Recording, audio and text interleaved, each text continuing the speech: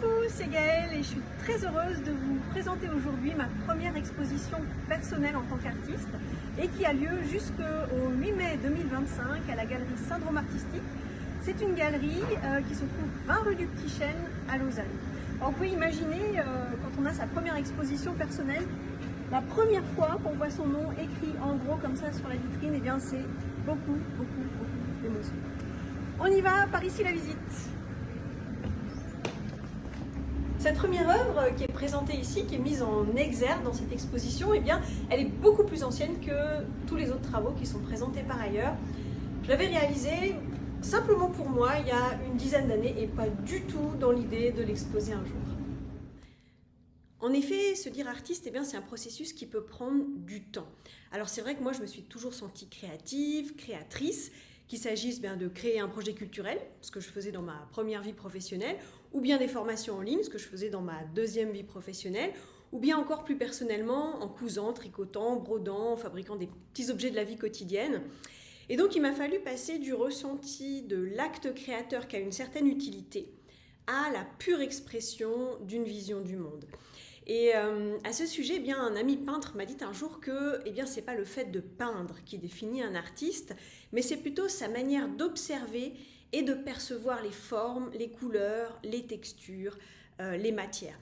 Alors cette petite phrase qui est restée pendant toutes ces années dans un coin de ma tête, eh bien, il m'a été très salutaire parce que, comme je ne sais pas dessiner, tout en ressentant une profonde connexion avec les couleurs, tout en étant sensible aux nuances, aux différences de lumière, j'avais du mal à me sentir légitime.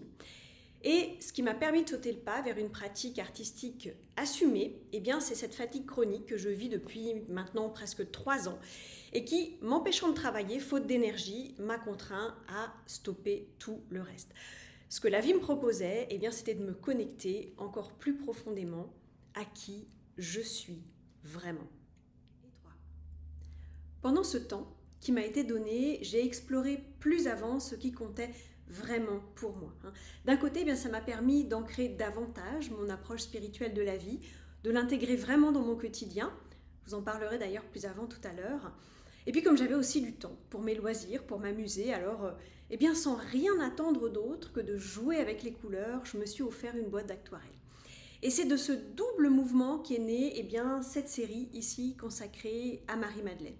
Donc ici on a chaque fois une représentation de Marie-Madeleine à partir de tableaux de la Renaissance, qui est un véritable âge d'or dans de nombreux domaines, en mettant chaque fois en valeur le pot de nard qu'elle porte. Parce que c'est en effet avec l'huile essentielle de nard que Marie-Madeleine a oint Jésus avant la crucifixion. Et c'est ce qui va le transformer en Christ. Christ en grec, ça veut dire celui qui est oint. Et ça permet à son message de perdurer et d'aider des millions de gens pendant des millénaires. Puissant symbole d'éveil spirituel et de transformation, Marie-Madeleine, elle vient nous aider à concrétiser dans la matière notre mission divine.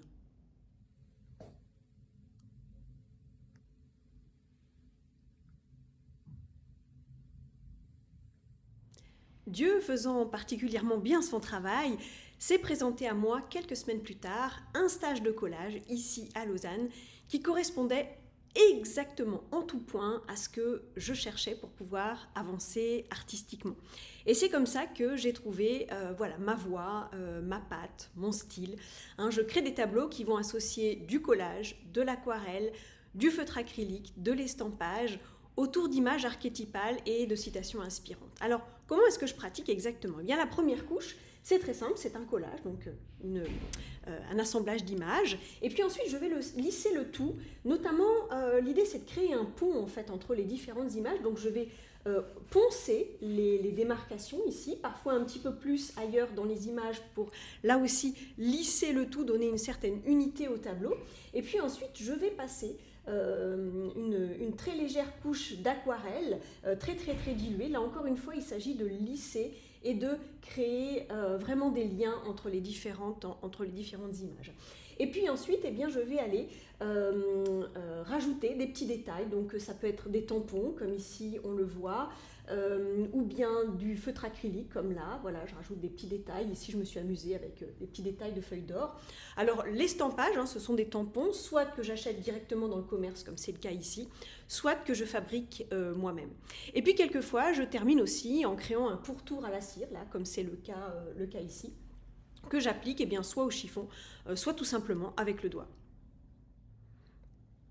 Comme je vous le disais tout à l'heure, c'est en reliant mon approche spirituelle et la manière dont j'avais envie de m'exprimer sur la toile que j'ai trouvé mon fil conducteur, mon style en tant qu'artiste.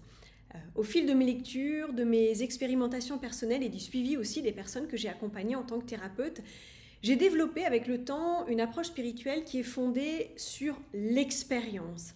C'est-à-dire que ma compréhension du divin, elle ne vient pas de croyances religieuses ou des écritures, mais vraiment de mon propre voyage intérieur.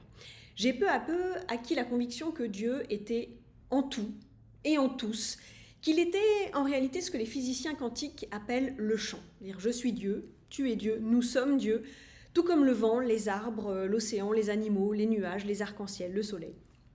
Et c'est ainsi que j'en suis arrivée à considérer que la beauté, donc qu'il s'agisse de la beauté de la nature ou bien de la beauté créée par l'homme, eh bien c'est une de nos aspirations les plus profondes en tant qu'être humain. La beauté eh bien, nous offre à la fois la reliance à nous-mêmes, à l'autre, à plus grand que nous, et la transcendance. Les artistes, je pense qu'ils ressentent les émotions collectives qui nous animent et qui nous émeuvent, et puis ils nous les donnent à voir pour que nous puissions mieux les ressentir, mieux les accueillir, mieux les vivre. Ils vont venir mettre en lumière, en couleur, en mots, ce qui est invisible ou insuffisamment visible à nos yeux. Et c'est vraiment là tout le sens de ma démarche artistique, c'est une invitation à toucher du doigt ce qui nous tient à cœur. Et quoi de mieux pour ressentir ce qui nous tient à cœur que l'image même du cœur qui est utilisée depuis l'Antiquité pour représenter eh bien, le centre de notre activité humaine, le centre de l'activité émotionnelle, spirituelle, morale.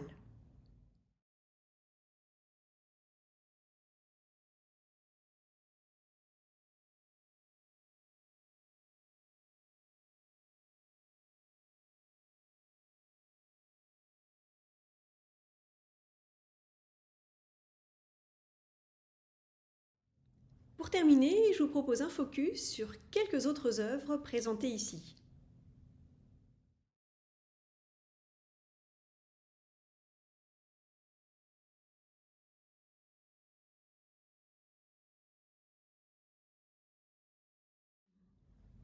Si j'ai consacré toute une série à la figure archétypale de Marie-Madeleine, voici maintenant un clin d'œil à Marie, archétype cette fois-ci eh bien de l'amour maternel, et elle symbolise aussi évidemment la protection, l'intuition et la croissance.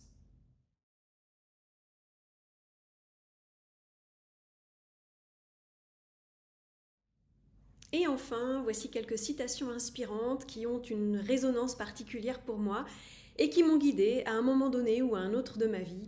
Parce que c'est vrai que pour moi, eh bien, les phrases d'auteurs, elles nous donnent à connaître l'expérience qu'ils ont faite de la vie. La manière dont ils l'ont mise en mots eh bien, va nous permettre à notre tour d'accéder plus intimement à ce que nous ressentons et à ce que nous vivons.